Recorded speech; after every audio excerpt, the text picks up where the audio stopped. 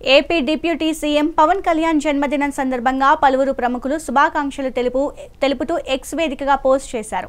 AP deputy సీఎంగా ప్రజలకు నిరంతర సేవలు అందిస్తున్నారని పోస్టులో పేర్కొన్నారు.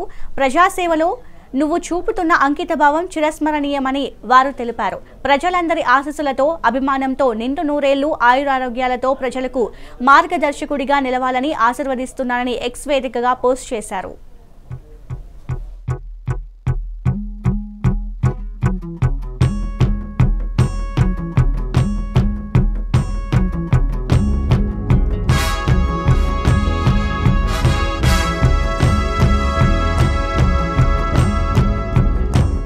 ఒకడొచ్చాడు వచ్చాడు జాతిని జాగృతి గొలుప వచ్చాడు వచ్చాడు కులము మతముల దెంప.